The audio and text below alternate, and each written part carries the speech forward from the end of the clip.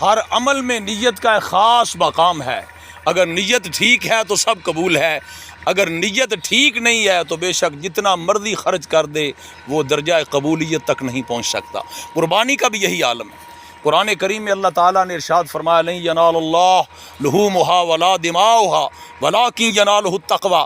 فرمایا اللہ تعالیٰ کو تمہاری قربانی کا نہ تو گوشت پہنچتا ہے اور نہ اللہ تعالیٰ کو تمہاری قربانی کا خون پہنچتا ہے. ولکن ینالہ التقوی. اللہ کو کیا پہنچتا ہے؟ اللہ کو تمہاری نیت پہنچتی ہے، تمہارا تقوی و پرہیزگاری پہنچتی ہے کہ تم کس نیت سے دے رہے ہو. اگر تو نیت یہ ہے کہ میں نے اتنا مہنگا جانور خرید لیا، کئی دوست ایسے ہیں جو کروڑ ڈیڑھ کروڑ کا اونٹ خرید لیتے ہیں، ایک ہی بچڑا ایک ہی گائے خرید لیتے ہیں، لیکن نیت ایسی ہوتی ہے کہ لوگ کہیں گے، خاندان والے کہیں گے کہ واہ جی واہ کیا بڑی قربانی دی ہے. اور پھر وہ بندہ اپنی لوگوں سے تعریفیں سن کر خوش بھی ہوتا ہے تو اس کو اللہ کی رضا کیسے حاصل ہوگی؟ اللہ کی رضا تو تب حاصل ہوگی جب اس نے اللہ کی خوشنودی کے لیے، اللہ کی رضا کے لیے کام کیا ہے. اور اگر کروڑ روپے کا کوئی ایک بیل خرید لیتا ہے، وہ کہتے ہیں جی بہت بڑا تھا تاکہ لوگ دیکھیں، انہیں بتائیں گے کہ کروڑ روپے کا خریدا ہے.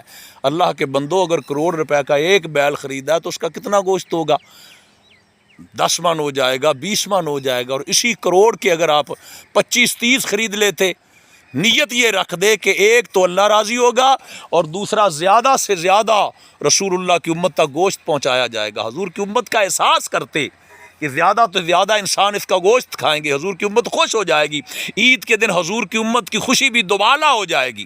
تو اسی کروڑ میں کتنے لوگوں تک گوشت پہنچنا تھا، اور پھر نیت بھی یہ تھی کہ اللہ راضی ہو جائے اور حضور کی امت تک گوشت پہنچ جائے. حضور کی امت کا احساس اس میں ہے، اور اس کا ثواب تو سبحان اللہ کیا بات ہے، اللہ تعالیٰ بہتر ثواب عطا فرمائے. اور اگر یہی نیت ہے کہ میرے شریک جلیں گے دیکھ کے کہ اس نے کروڑ روپے کی قربانی دی ہے اور لوگ میری تعریف کریں گے، واہ جی واہ چوری صاحب نے کمال کر دیا، میاں صاحب نے کمال کر دیا، خان صاحب نے کمال کر دیا، تو پھر وہ دنیا کی تعریفیں ہی ملیں گی، پھر اللہ کی رضا نہیں مل سکتی.